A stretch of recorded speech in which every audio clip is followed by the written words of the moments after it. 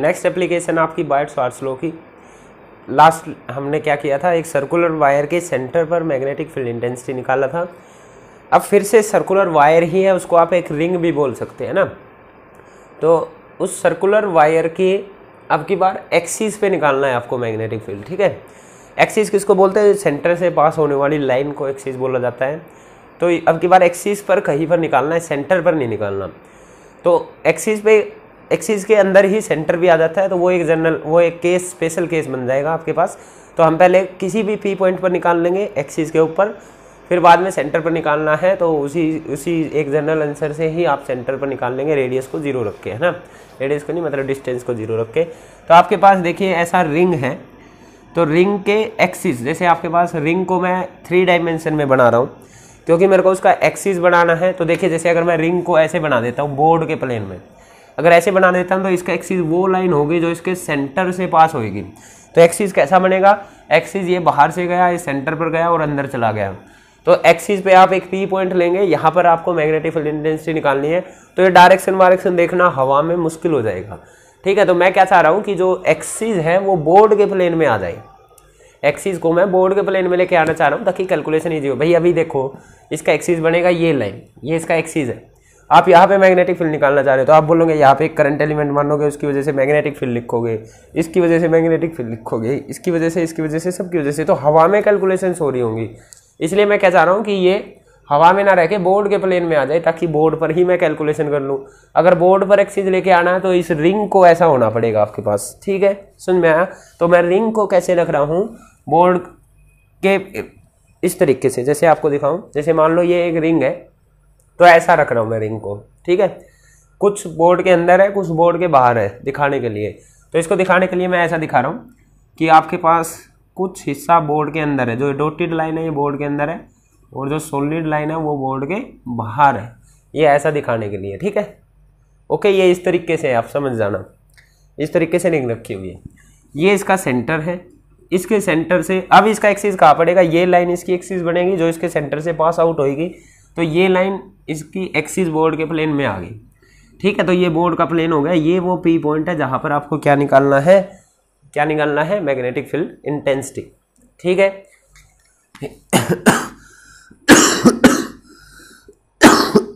Sorry. तो यहां पर आपको क्या निकालना है, मैग्नेटिक फील्ड इंटेंसिटी। अब ये जो रिंग है भाई, इसकी कुछ रेडियस भी रहेगी। इसकी रेडियस को मान लिया A is the radius of the ring, and उस पी पॉइंट का कुछ डिस्टेंस भी रहेगा जहां पर आपको निकालना है। तो वो मान लिया मैंने x is the distance from the centre of the P point, axis के ऊपर जो आपने लिया है। इतना बात क्लियर हुआ आपको। मैग्नेटिक फील्ड कब बनेगा, जब कुछ करंट होगा। तो कुछ करंट ले लेते हैं। करंट आपके पास सपोज करो इस तरीके से कोई आई करंट इसके अंदर फ्लो हो रहा है। बात समझ में आ रही है आपके पास, ये इस तरीके से इसमें आई करंट ऐसा जा रहा है, ठीक है, या फिर ऐसा जा रहा है, किसी भी डायरेक्शन में आप ले सकते हैं। आई करंट आपके पास जा रहा है, ऐसा है, या करंट ऐसे जा रहा है या ऐसे जा रहा है, ये इस तरीके से रखा हुआ आपके पास, वहां पे एक्सिस है, ठीक है।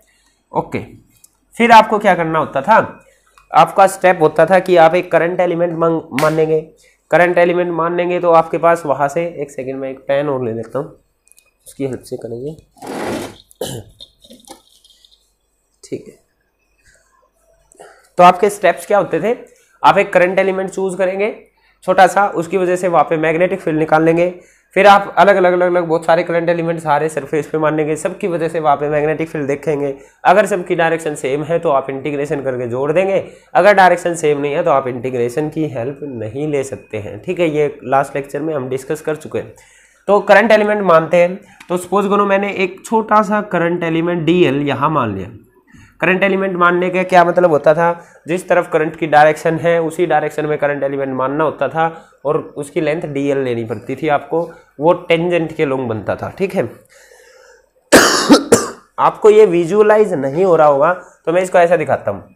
ये रिंग है, इस पर करंट एलिमेंट जो मानना है तो वो ऐसा इस पर ऐसे टेंजेंट बना रहा होगा, चाहे इधर हो चाहे इधर हो चाहे नीचे हो, टेंजेंट की डायरेक्शन में होगा और करंट की डायरेक्शन में होगा। तो इस टाइम पे मैंने आपको बताया रिंग इस तरीके से, कुछ इसका हिस्सा अंदर है, कुछ हिस्सा इसका बाहर है, इस तरीके से है, ठीक है। तो इस पर आपने यहाँ एक करंट एलिमेंट माना है, इस पर यहाँ एक करंट एलिमेंट, सपोज करो ऐसा करंट जा रहा है, यहाँ एक करंट एलिमेंट माना है, तो वो इस तरीके से, ठीक है। अगर मैं इसको ऐसा दिखाऊं तो इस तरीके से है, ये करंट एलिमेंट है, ये बन गया, ये ऐसी रिंग है, इस पर एक करंट एलिमेंट ये है, ठीक है, ये टेंजेंट बन गया ना, ये लाइन एक जगह से टच करके जा रही है, टेंजेंट बन गया, ठीक है, बन गया।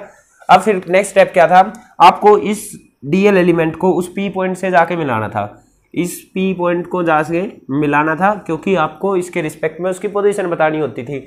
इसको आप आर वेक्टर बोलते थे, है ना, आर वेक्टर बोलते थे या मैग्नीट्यूड टर्म वाइज सॉरी, या मैग्नीट्यूड वाइज इसको आर लिखे तो आर किसके बराबर होएगा, अंडर रूट, ये परपेंडिकुलर हो ना भाई, आपके पास किसी सर्कल का रेडियस उसके टेंजेंट पर कितने का एंगल बनाती है, 90 डिग्री का, है ना। ये आपके पास टेंजेंट है, ये सर्कल की रेडियस है, तो सर्कल की रेडियस टेंजेंट पर 90 डिग्री का एंगल बनाती है आपके पास, ठीक है।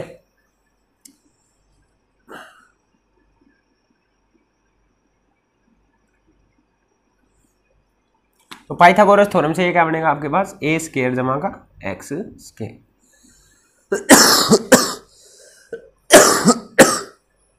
ठीक है, ए स्क्वायर जमा का एक्स स्क्वायर। अब आगे चलते हैं, फिर आपको क्या करना होता था भाई, इस पॉइंट पर मैग्नेटिक फील्ड लिखना होता था। अब मेन मुद्दा यही है कि आपको इस पॉइंट पर मैग्नेटिक फील्ड लिखना है, स्मॉल सा, किसकी हेल्प से, बायोट-स्वार्ट्ज लॉ की हेल्प से, डायरेक्शन वाइज। अब डायरेक्शन ही तो मेन मुद्दा है कि डायरेक्शन किस तरफ आएगी मैग्नेटिक फील्ड की, वो देखते हैं कैसे, यही मेन है, यही चीज समझना है। एक चीज आपको, डायरेक्शन आएगी किस तरफ, ऐसे तो आप लिख सकते हैं कि using Biot Savart law, using Biot Savart law, आपके पास जो स्मॉल सा मैग्नेटिक फील्ड बनेगा that will be equal to mu naught upon 4 pi I D L sine theta upon में डिस्टेंस का स्क्वायर, ये बनेगा, ठीक है, यही बनता था ना, where theta is the angle between D L and R vector. जो थीटा था ये आपके पास एंगल होता था, angle between D L vector and R vector, ऐसा ही होता था ना, डी एल और आर के बीच का एंगल होता था। अब देखो ये एंगल बनेगा कितना, ये आपके पास फिर से वो रिंग है, रिंग पर मैंने बताया था कि ये डीएल या तो इस साइड है या इस साइड है according to the direction of current, तो ये आपके पास डीएल हो गया, ये दिखा दिया मैंने, ये रिंग है, इसके ऊपर ये डीएल हो गया। मैं एक बार रिंग को हटा लेता हूँ, बस इस डीएल को ले लेता हूँ, डीएल ये हो गया आपके पास, ठीक है, डीएल ये हो गया, ओके। करंट ये आर किस डायरेक्शन में, आर उस तरफ है, आर किस डायरेक्शन में, आर उस तरफ है, इसको एक जगह पे टच कर रहा है, तो ये कितने का एंगल बना, 90 डिग्री का, ठीक है भाई। आपके पास रिंग है, ये रिंग है, इसके एक्सिस से जितने भी पॉइंट इसको टच करके जाएंगे सब एक ही जगह टच करके जाएंगे, तो इसके टेंजेंट के साथ 90 का एंगल बनाते हैं। जितनी भी लाइनें यहाँ से आएंगी ऐसे करके, जैसे ये लाइन आई, इसके टेंजेंट कौन होगा, ये, और ये लाइन ऐसे टच करके गई तो 90 का एंगल बनेगा, यहाँ पर 90 का एंगल बनेगा, यहाँ पर टेंजेंट के साथ ये बाहर से हर एक लाइन आपके पास 90 का एंगल बना रही होगी। ये ऐसा हवा में है, ये हवा में है, और ये आर ऐसा है, ये ऐसा हवा में है और ये ऐसे है, ठीक है, ऐसे जैसे बनाए। ये आपके पास डीएल है और ये टच करके गया, तो कितने का एंगल बन रहा है, 90 डिग्री का। ये डीएल है हवा में, चाहे बाहर की तरफ चाहे अंदर की तरफ, ये आर है, तो कितने का एंगल बना, 90 डिग्री का। तो डीएल और आर के बीच में आपके पास कितने का एंगल बन रहा है, 90 डिग्री का। तो थीटा आपके पास 90 डिग्री, तो डीबी की वैल्यू यहां से आती है mu not I D L sign 91 हो जाएगा अपॉन में 4 पाई आर स्क्वायर, ये डीबी की वैल्यू आ गई, ठीक है। पर आपको डायरेक्शन देखनी पड़ेगी, क्योंकि डायरेक्शन नहीं पता होगी तब तक आप ऐड नहीं कर सकते। डायरेक्शन वाइज आप वेक्टर फॉर्म लगा के वेक्टर सम करते हैं ना, तो आपको डायरेक्शन पता होनी चाहिए। तो मेन मुद्दा ये है कि इस पी पॉइंट पर इस डीएल एलिमेंट की वजह से जो मैग्नेटिक फील्ड बना है उसकी डायरेक्शन क्या होगी, ठीक है। देखिए समझते हैं डायरेक्शन को।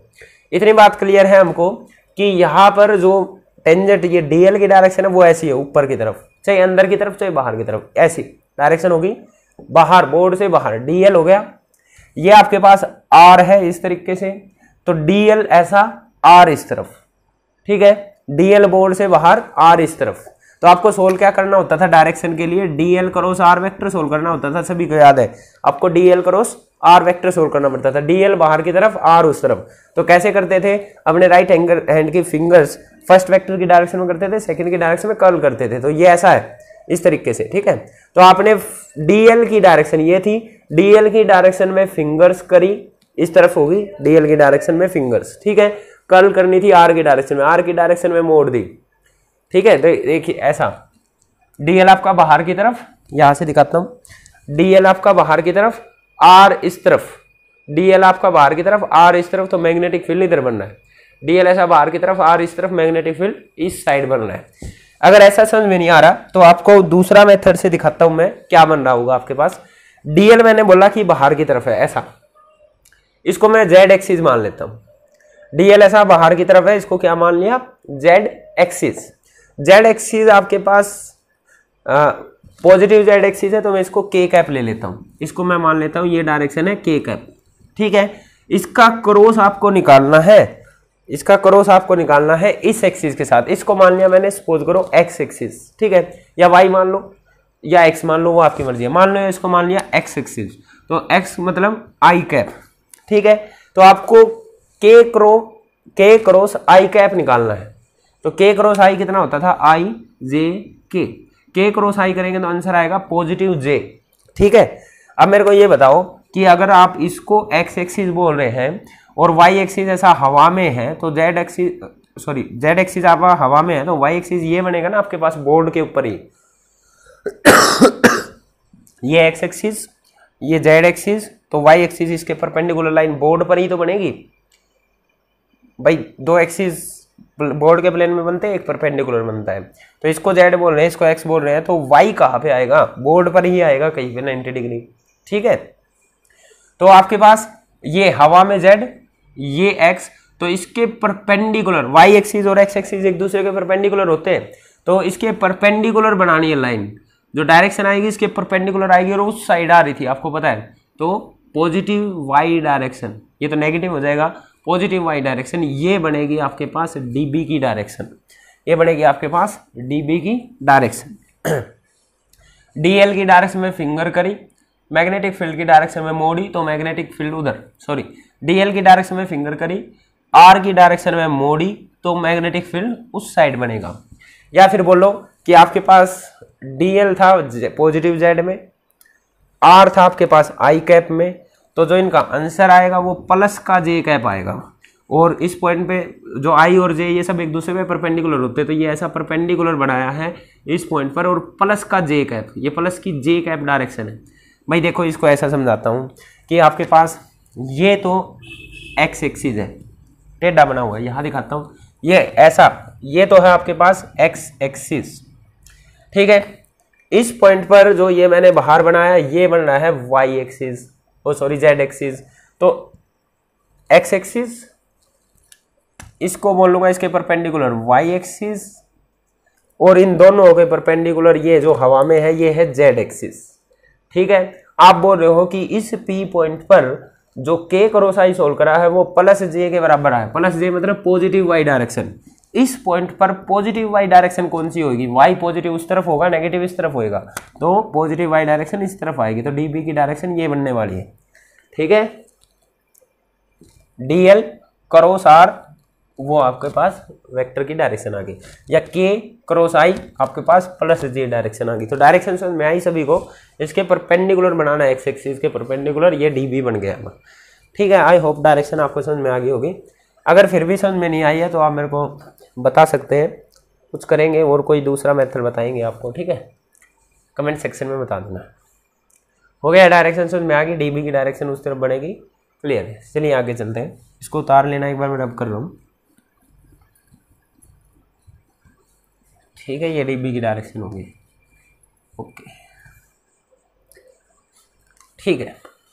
फिर आपको क्या करना होता था, वो डीबी की वैल्यू लिख ली यहाँ पे, जितनी आनी थी, डीबी की डायरेक्शन उधर दिख रही है, उसका मैग्नीट्यूड मैंने इधर लिख लिया 90 डिग्री के हिसाब से। अब आपको क्या करना होता था कि बहुत सारे छोटे छोटे एलिमेंट्स मानते थे, बहुत सारे छोटे छोटे एलिमेंट्स मान के उस जगह पे छोटे छोटे मैग्नेटिक फील्ड निकालते थे, और लास्ट में उनका सबका वेक्टर सम आपका नेट मैग्नेटिक फील्ड देता था। वेक्टर सम करने की बजाय आप डायरेक्ट इंटीग्रेशन कर देते थे कई बार। वो डायरेक्ट इंटीग्रेशन आपको बताया था मैंने तभी होएगा जब आपके पास सारे के सारे डीबी एक ही डायरेक्शन में हो। अगर एक डायरेक्शन में नहीं हो तो आप उनको डायरेक्ट नहीं ऐड कर सकते, क्योंकि वेक्टर जब एक डायरेक्शन में नहीं होते तो उनको एंगल अगर उनके बीच में होता है तो उन पर वेक्टर स्लोज लगते हैं, है ना, वेक्टर स्लोज के हिसाब से जोड़ना पड़ता है। तो चेक करते हैं कि क्या सारे डीबी एक ही डायरेक्शन में होंगे।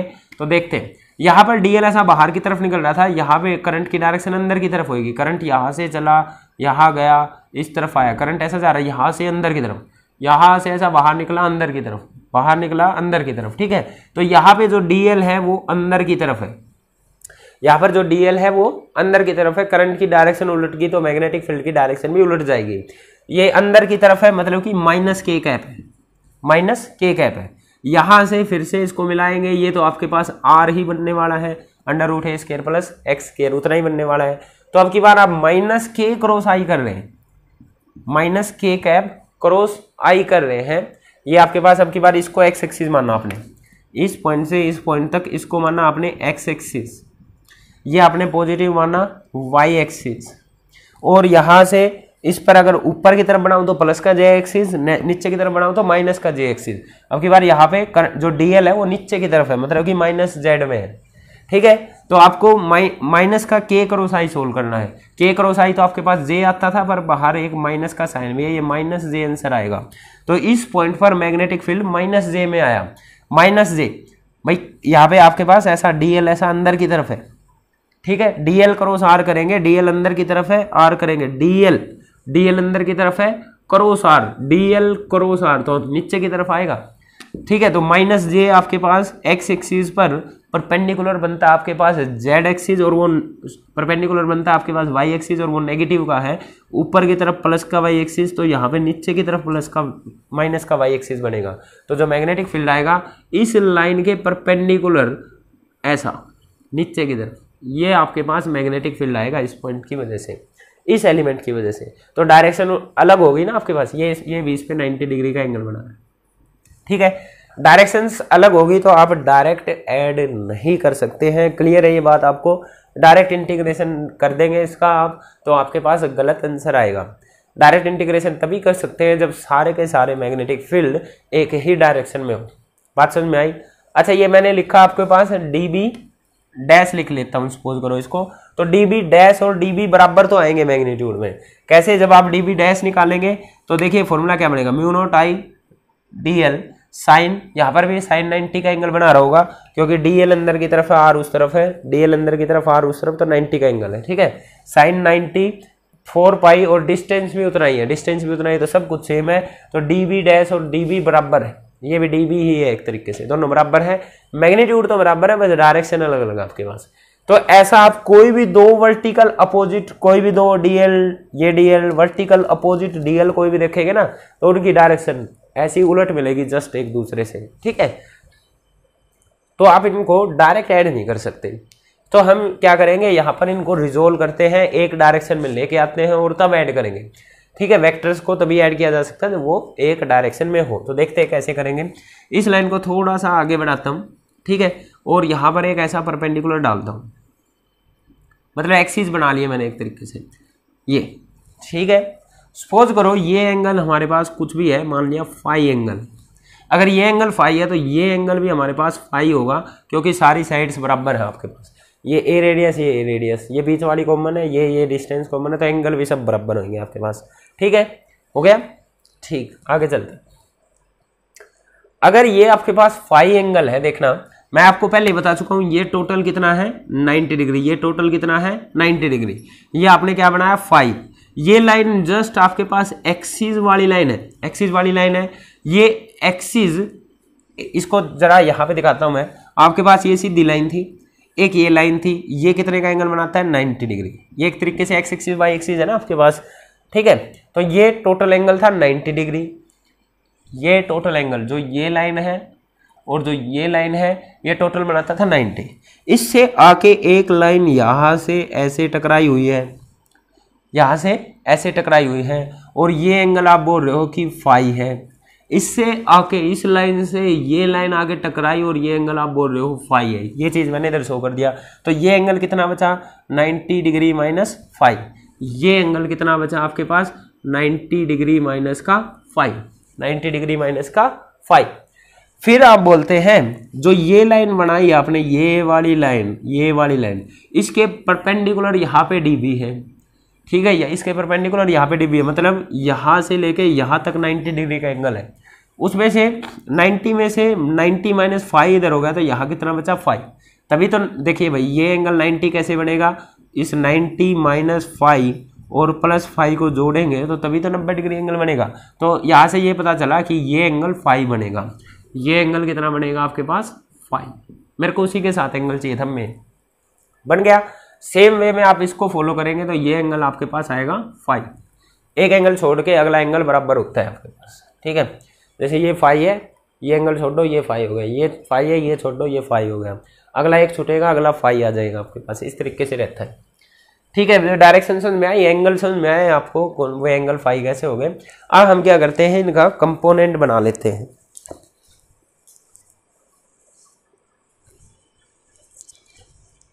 अब क्या करते हैं, हम इनका कंपोनेंट बना लेते हैं, ठीक है। देखिए कैसे, ये आपके पास डीबी है, ये अलग से वैसे शो कर रहा, बनाऊंगा उसी में। ये डीबी एक वेक्टर क्वांटिटी है जो इस एक्सिस के साथ फाई एंगल पर एक्ट कर रही है। जिस तरफ एंगल होता है उस तरफ कौन सा कंपोनेंट जाता है, कोस फाई, ठीक है, कोस कंपोनेंट जाता है। ये डीबी एक वेक्टर क्वांटिटी थी, इस तरफ फाई एंगल बनाना है तो डीबी कोस फाई इस तरफ चला गया। इसको बीच में रख के इसके परपेंडिकुलर इस साइड कौन सा कंपोनेंट जाएगा, डीबी साइन फाई। उधर शो करता हूँ साइन फाई, इधर शो करता हूँ। ये डीबी है, ये एंगल बन रहा है तो जिस तरफ एंगल है उधर कौन सा कंपोनेंट, डीबी कोस फाई, कोस कंपोनेंट। इसको बीच में रख के इसके परपेंडिकुलर मतलब कि इस साइड कौन सा कंपोनेंट, डीबी साइन फाई, ठीक है, डीबी साइन फाई।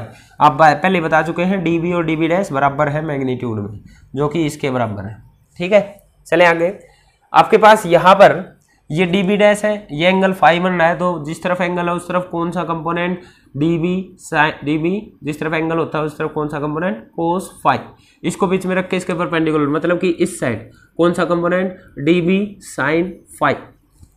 हर एक केस में यही होएगा आपके पास, ठीक है। इसको रब कर रहा हूं। अब देखिए, आपको कंपोनेंट बना लिया आपने एक्स और वाई डायरेक्शन में, दोनों डायरेक्शन की बात करते हैं। If I will talk about Y direction, तो यहाँ आपको दिख रहा है इस साइड डीबी साइन फाई बन रहा है और इससे नीचे की साइड आपको डीबी डैश साइन फाई मिल रहा है, जिसमें आप बोल रहे हैं कि डीबी और डीबी डैश बराबर है तो इसको डीबी ही लिख सकते हैं।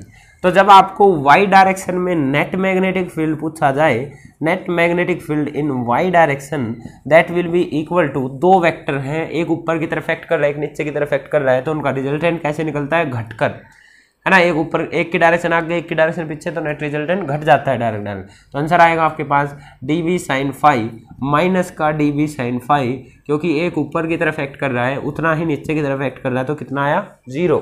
मतलब कि वाई डायरेक्शन में कोई फील्ड नहीं है, इस पी पॉइंट पर उधर या इधर कोई मैग्नेटिक फील्ड नहीं है। अब बात कर लेते हैं एक्स डायरेक्शन की, तो एक्स डायरेक्शन में निकाल लेंगे, इसको मैं रब कर रहा हूं।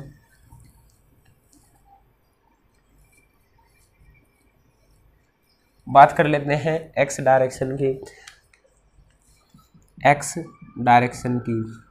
एक्स डायरेक्शन में आप देख रहे हैं डीबी साइन फाई भी उधर, डीबी डैश साइन फाई भी उधर, ठीक है। तो एक्स डायरेक्शन में आपके पास जो मैग्नेटिक फील्ड बनेगा वो आपके पास DB sine phi plus DB dash sine phi, इस तरीके से चलता चलेगा, ठीक है।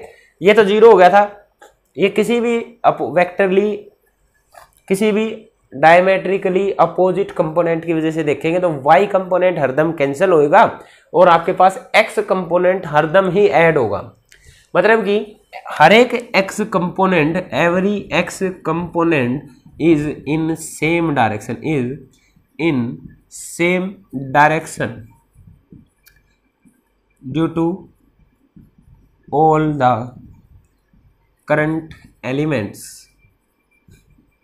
all the current elements on the ring present on the ring। Ring के ऊपर जितने भी आपके पास करंट एलिमेंट है उनकी वजह से बनने वाले y कंपोनेंट तो सब कैंसिल होंगे, x कंपोनेंट आपको दिख रहा है ऐड हो रहा है, सबकी डायरेक्शन एक ही है, ठीक है। मतलब कि आप x कंपोनेंट की डायरेक्शन एक है तो आप इंटीग्रेशन कर सकते हैं x डायरेक्शन वाले कंपोनेंट के ऊपर, ठीक है। ये x डायरेक्शन का कंपोनेंट था तो एक्स डायरेक्शन वालों को आप ऐड कर सकते हैं सीधा सीधा, क्योंकि सब एक डायरेक्शन में है, ऐड कर सकते हैं। तो ऐड करने के लिए मेथड था इंटीग्रेशन का। इंटीग्रेशन का मेथड तभी हेल्पफुल है आपके पास जब सभी कंपोनेंट एक डायरेक्शन में, मतलब सभी की वैल्यू एक डायरेक्शन में है। आपको पता है डीबी साइन फाई वालों की सबकी डायरेक्शन एक ही तरफ है, साइन फाई, डीबी साइन वालों की सबकी डायरेक्शन एक तरफ है। तो यहाँ पर आप इंटीग्रेशन करके नेट फील्ड निकाल सकते हैं। ठीक है, तो निकाल लेंगे कैसे, ये तो जीरो ही हो गया था। निकालने के लिए क्या करेंगे, हम इंटीग्रेशन करेंगे, इंटीग्रेशन ऑफ डीबी का एक्स कंपोनेंट का इंटीग्रेशन करेंगे, that will be integration of DB sine phi. इसका इंटीग्रेशन आप एक्चुअली में कर रहे हैं, डीबी साइन फाई। कोई बोलेगा आपको कि DB sine phi plus DB sine phi, 2 DB sine phi क्यों नहीं लिखा, उसका इंटीग्रेशन होना चाहिए, क्योंकि भैया आपने इसकी वजह से लिखा डीबी साइन फाई, उसकी वजह से लिखा डीबी साइन फाई, तो 2 डीबी साइन फाई का इंटीग्रेशन होना चाहिए। तो वो आपके पास गलत होएगा, क्योंकि इंटीग्रेशन सभी एलिमेंट्स को जोड़ रहा है। इंटीग्रेशन ने पहले इस डीएल की वजह से डीबी साइन फाई को जोड़ा, इसकी वजह से जो उसका डीबी साइन फाई बनेगा, डीबी साइन फाई सब के लिए डिस्टेंस तो सेम है ना। आपके पास डिस्टेंस सेंटर से हर एक कोनों पर आने वाले, इसके सर्कमफ्रेंस पे आने वाला हर पॉइंट सेम डिस्टेंस पे है, तो डीबी बनेगा सबका, डीबी तो अलग नहीं होएगा। ठीक है, तो डीबी साइन फाई इसकी वजह से, डीबी साइन फाई इसकी वजह से, DB sine phi, DB sine phi, DB sine phi, इसका भी डीबी साइन फाई जुड़ा है। इंटीग्रेशन को कुछ नहीं दिखता, इंटीग्रेशन तो यहाँ से स्टार्ट हुआ, बीच में आने वाले सभी की वजह से वहां पर मैग्नेटिक फील्ड को जोड़ देगा। तो अगर आप इसका डीएल यहाँ पर पहले ही लेके 2b साइन फाई लिख लेते हो, तो इंटीग्रेशन को नहीं पता आपने किसी को, इंटीग्रेशन को नहीं पता, मैं यहाँ से चला, मैंने इसका भी जोड़ा है, मैंने इसका भी जोड़ा, इंटीग्रेशन सबका जोड़ेगा, तो ये डबल जुड़ जाएगा। आपने एक बार पहले ही जोड़ दिया, खुद ही जोड़ दिया एक बार आपने, फिर इंटीग्रेशन ने जोड़ दिया, तो आंसर गलत हो जाएगा। ठीक है, बात समझ में आई। इसलिए आपको 2 डीबी साइन फाई को इंटीग्रेट ना करके खाली डीबी साइन फाई को इंटीग्रेट करना है। एक की वजह से लिखा, फिर उसको इंटीग्रेट करो, वो सब का है अपने आप ले लेगा। यहाँ से आपको डीबी साइन फाई, डीबी की वैल्यू आपके पास याद दिलाएं, तो dB की वैल्यू थी आपके पास म्यू नोट अपॉन 4 पाई IDL साइन थीटा 90 डिग्री हो गया था, डिवाइडेड बाई डिस्टेंस का स्केयर जो कि आपके पास r का स्केयर था, और r किसके बराबर है, अंडर रूट ए स्केयर प्लस एक्स स्केयर के। तो अंडर रूट ए स्केयर प्लस एक्स स्केयर का स्केयर करेंगे तो रूट हट जाएगा, ये जस्ट आपके पास इतना बनेगा। इसके बाद आप साइन फाई उस ट्रायंगल में निकालें, उस ट्रायंगल में अगर आप साइन फाई देखें, साइन फाई ये क्या होता है आपके पास, देखिए ये एंगल ये 90 डिग्री तो होगा बेस परपेंडिकुलर हाइपोटेन्यूज, तो साइन थीटा क्या होता है, परपेंडिकुलर अपॉन हाइपोटेन्यूज, है ना। तो परपेंडिकुलर ए है, हाइपोटेन्यूज आर है, तो साइन फाई बनेगा आपके पास ए बाई आर। साइन थीटा क्या होता है आपके पास, परपेंडिकुलर अपॉन हाइपोटेन्यूज, जो कि आपके पास बनेगा A upon R. A upon R को आप फिर से लिखेंगे अंडर रूट ए स्केयर जमा का एक्स स्केयर। ठीक है, ये हो गया आपके पास। ऑल राइट, तो इन सब की वैल्यू इसमें रख देंगे, तो आपके पास एक्स कंपोनेंट आ जाएगा। रखते हैं यहाँ से, तो आपके पास राइट हैंड साइड में बनेगा, डीबी को रखा आपने म्यू नोट आई अपॉन में 4 pi A square plus x square, और साइन थीटा साइन फाई की वैल्यू रखी आपने ए अपॉन में अंडर रूट ए स्केयर प्लस एक्स स्केयर। जो कॉन्स्टेंट चीज़ें हैं इंटीग्रेशन से बाहर लेते हैं, म्यू नोट आई ए अपॉन 4 पाई, ये इंटीग्रेशन से बाहर आ गया।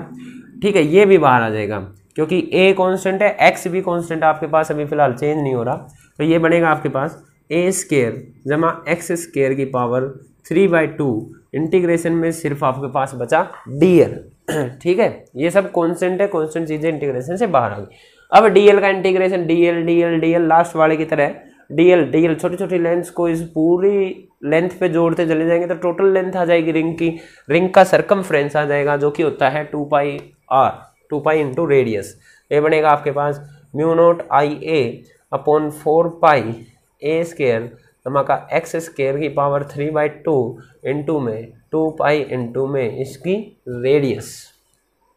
काटना चाहे काट सकते हैं, नहीं काटना चाहे तो यहीं पर भी आप इसको छोड़ सकते हैं।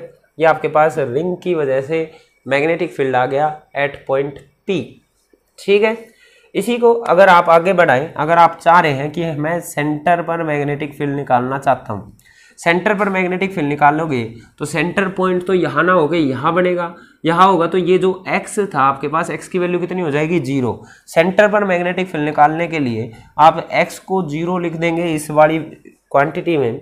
जब आप x को 0 रखेंगे तो ये x 0, तो आपके पास बचा, देखिए क्या आपके पास बचा, म्यू नॉट I अपॉन में 4 पाई, x को 0 किया तो a स्क्वायर a क्यूब बच गया आपके पास, a क्यूब रेडियस का क्यूब, ठीक है, रेडियस का क्यूब इंटू में यहाँ पे बचा आपके पास 2 पाई इंटू में a, इस a से a कैंसिल, a को मैं रेडियस बोल रहा हूँ, ये बचा आपके पास mu naught I upon 4 pi radius into में angle subtended at the centre, वही आ गया जो आपके पास सर्कुलर का किया था ना हमने एट द सेंटर, तो ये आपके पास वही आ रहा है। देख रहा हूँ नीचे तक का दिख रहा है, नहीं, हाँ दिख रहा है, ठीक है।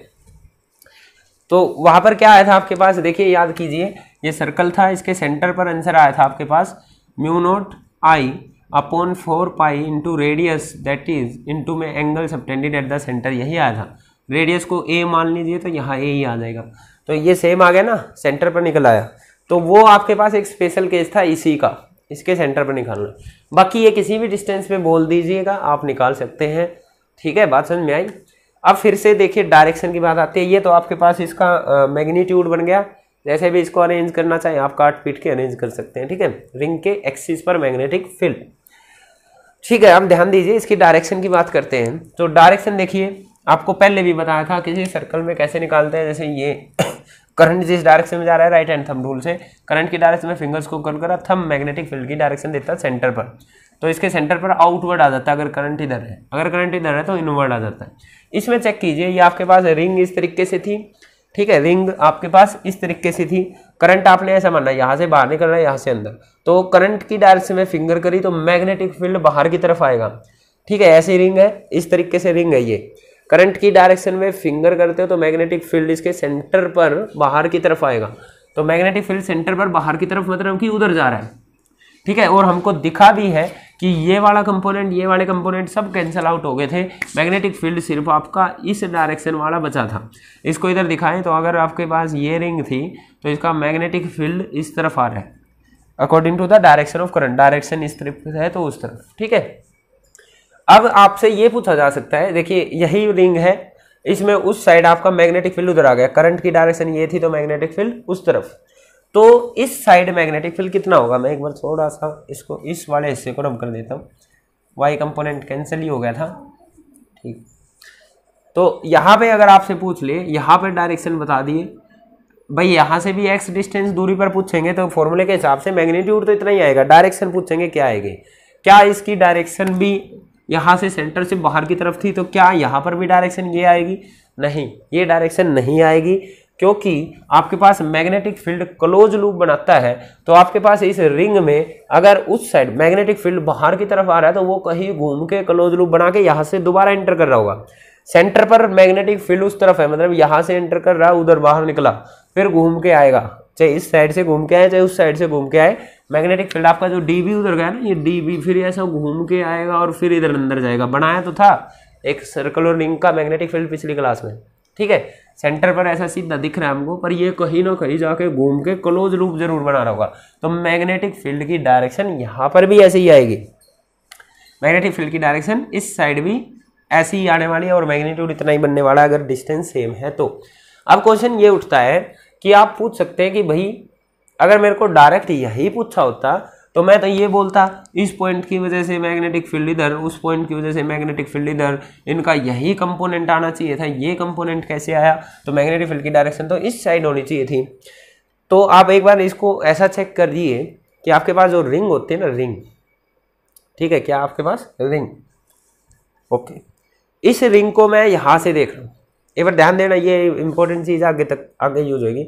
इस रिंग को मैं इस साइड से देख रहा हूँ, सपोज करो इसमें करंट यहाँ से ऐसा जा रहा है, कौन सी डायरेक्शन है, ये क्लॉकवाइज डायरेक्शन, मेरे लिए क्लॉकवाइज डायरेक्शन है, मेरे लिए क्लॉकवाइज डायरेक्शन है, इस तरफ करंट जा रहा है क्लॉकवाइज, मैं यहाँ से ऐसा करंट देख रहा हूँ। अब कोई बंदा दूसरी साइड खड़ा है, ये रिंग का ऐसा ही तो हिस्सा हुआ है, ये वाला हिस्सा उधर देखने वाला, ये वाला इधर से देख रहा हूँ, मैं फिलहाल इधर से देख रहा हूँ, ठीक है, मेरे लिए करंट ऐसा जा रहा है क्लॉकवाइज, कोई बंदा उधर से देख रहा है, तो देखो एक मिनट डायरेक्शन बनाते हैं हम एक बार, मैं ऐसा क्लॉकवाइज बना रहा हूँ, वो भी मैं करंट को ऐसा ही बनाएगा जैसे मैं बना रहा हूँ। तो उसका मैं ये दिखा रहा हूँ, मैं ऐसा था, ये ऐसा डायरेक्शन मैं बना रहा हूँ क्लॉकवाइज, मेरे लिए बात कर रहा हूँ, मैंने ऐसी डायरेक्शन बनाई क्लॉकवाइज, ठीक है, मैं उसके इसी को दोहराऊंगा, ठीक है, मैं उसके इसी को दोहराऊंगा और यहां से देखता हूँ मेरे लिए ये कैसी है, इधर से देख रहा हूं तो एंटी क्लॉकवाइज, इधर से देख रहा हूं तो एंटी क्लॉकवाइज है, इधर से देख रहा हूं तो ये मेरे लिए क्लॉकवाइज है। ध्यान दिया, समझ में आई बात?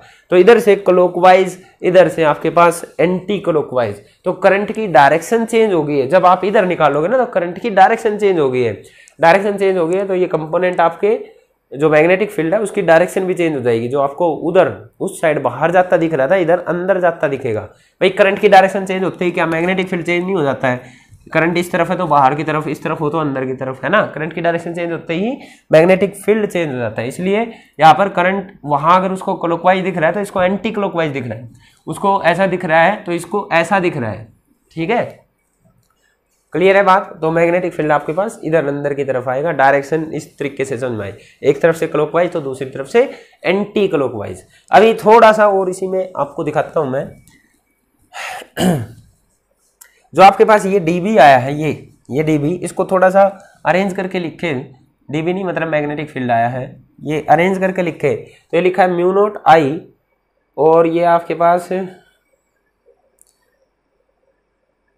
पाई ए स्केयर है ना, 2 म्यू नॉट आई इंटू में pi A square divided by 4 pi A square जमा का एक्स स्केयर की पावर 3/2। इसको जिसको भी काटना चाहे वो काट लीजिए आप, हमको उससे मर्जी, उससे कोई मतलब नहीं है। मैं इस टर्म की बात कर रहा हूँ, करंट इनटू एरिया, जो ये लिखा है ना आपके पास, current into area of loop, area of loop, इसको आगे जाके हम एक नाम देंगे, दैट इज मैग्नेटिक मोमेंट। जैसे आपके पास डाइपोल मोमेंट होता था, ऐसे ही आपके पास ये मैग्नेटिक मोमेंट बनेगा, ठीक है, मैग्नेटिक डाइपोल मोमेंट बनेगा। ओके, मैग्नेटिक मोमेंट या मैग्नेटिक डाइपोल मोमेंट बोल सकते हैं। ओके, करंट इनटू एरिया को आप कैपिटल एम लिख सकते हैं, तो ये फॉर्मूले में यहाँ पे इस करंट इनटू एरिया को हटा के कैपिटल एम भी आप रिप्लेस कर सकते हैं, ठीक है। तो कैपिटल एम क्या होता है? करंट इनटू में एरिया ऑफ द लूप, ठीक है। अब देखिए, रिंग जनरली आपके पास एक लूप नहीं होता, जनरली आपके पास जो सिचुएशन मिलेगी डेली लाइफ में वो ये मिलेगी, आपके पास एक सर्कुलर कोइल है, उसके ऊपर बहुत सारे वायर वाइंड कर रखे हैं, कॉपर के वायर लपेट रखे हैं, उसकी वजह से यहाँ पे मैग्नेटिक फील्ड निकालो, ठीक है। तो आपने तो बस एक वायर की वजह से निकालना है। अगर n नंबर ऑफ टर्न्स होती तो आप इस टर्म को n से मल्टीप्लाई कर देते, इस टर्म को n से मल्टीप्लाई कर देते, यहाँ n से मल्टीप्लाई कर देते, या यहाँ n से मल्टीप्लाई कर देते। n is the number of turn, कितनी बार उसके ऊपर वायर लपेट रखे, ठीक है।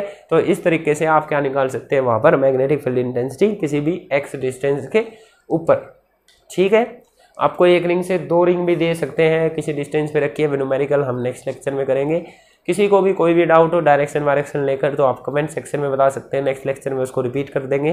That's all for today, thank you.